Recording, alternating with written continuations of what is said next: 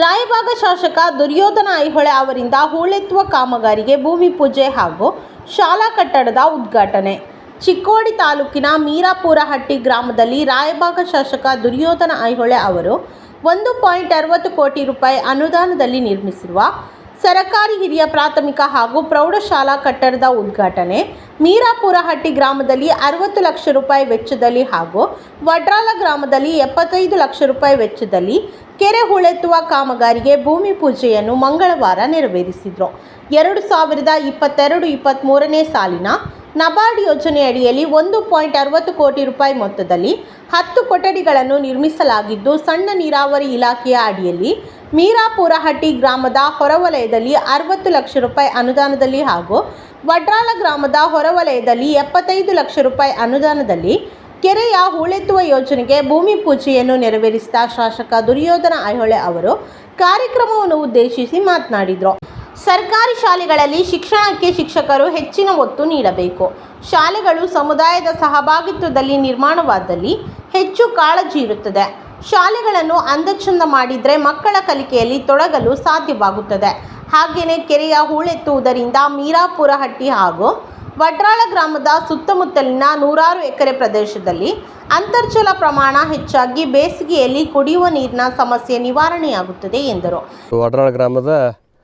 ವಡ್ರಾಳದ ಕೆರೆಯ ಅಭಿವೃದ್ಧಿ ಸಲುವಾಗಿ ಮೈನರ್ ಇರಿಗೇಷನ್ ಇಲಾಖೆಯಿಂದ 75 ಲಕ್ಷ ವಿಶೇಷ ಅನುದಾನವನ್ನು ಬಂದು ಇವತ್ತು ಭೂಮಿ ಪೂಜೆಯನ್ನು ಮಾಡಿದೆವು.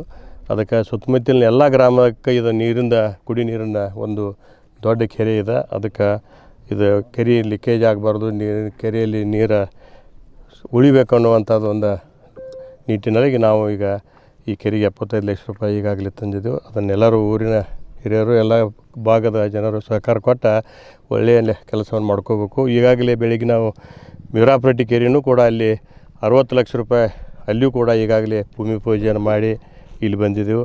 ಅದ್ರ ಮಧ್ಯದಾಗ ಅಲ್ಲಿ ಮೀರಾಪುರಹಟ್ಟಿಯಲ್ಲಿ ಪ್ರೌಢಶಾಲೆ ಕಟ್ಟಡ 1.5 ಕೋಟಿ ರೂಪಾಯಿದ ಅನುದಾನದೊಳಗೆ 10 ರೂಮದ ಒಂದು ಪ್ರೌಢಶಾಲೆ ಕಟ್ಟಡದ ಉದ್ಘಾಟನೆಯನ್ನು ಕೂಡ ಇವತ್ತು ಅದನ್ನು ನೆರವೇರಿಸಿ ನಾವು ಇಲ್ಲಿ ಬಂದಿದ್ದೆವು. ಅದಕ್ಕೆ ಎಲ್ಲ ಗ್ರಾಮದ ಹಿರಿಯರಿಗೆ ಮತ್ತೊಮ್ಮೆ ನಮಸ್ಕಾರ. ಜೈ ಹಿಂದ್, ಜೈ ಕರ್ನಾಟಕ. ಈಗಾಗಲೇ ಇದ್ರ ಕೂಡ ಜೈನಾಪುರದ್ದು ಕೂಡ ಅದು 60 ಲಕ್ಷ ರೂಪಾಯಿ ಕೆರೆ ಮಂಜೂರಾಗೈತಿ. ಅದಿನ್ನೂ ವರ್ಕ್ ಆರ್ಡರ್ ಸಿಕ್ಕಿಲ್ಲ. ಅದನ್ನು ನಾವು ಪೂಜೆ ಮಾಡೋಕ್ಕೆ ಹೋಗಿಲ್ಲ. ವರ್ಕ್ ಆರ್ಡರ್ ಸಿಕ್ಬೇಕು ಮುಂದಿನ ವಾರದಾಗ ಅದನ್ನು ಕೂಡ ಭೂಮಿ ಪೂಜೆ ಮಾಡ್ತೇವೆ ಅಂತೇಳಿ ಈ ಸಂದರ್ಭದಲ್ಲಿ ಎಲ್ಲರಿಗೆ ಹೇಳಲಿಕ್ಕೆ ಇಚ್ಛಪಡ್ತೀನಿ. ನಮಸ್ಕಾರ.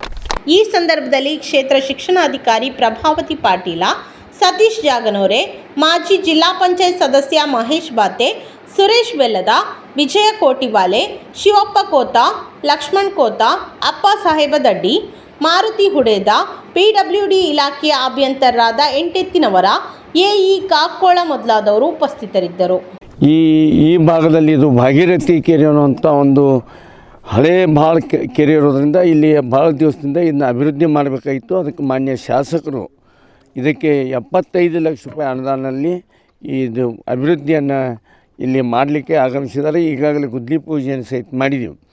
ಇದು 2, 3, 4 ಗ್ರಾಮಗಳಿಗೆ ನೀರು ಕುಡಿಯುವಂಥ ಒಂದು ಕೆರೆ ಯಾವುದಾದ್ರು ಇದ್ದರೆ ಅದು ಭಾಗೀರಥಿ ಅಂದರೆ ವಡ್ರಾಳ ಕೆರೆ.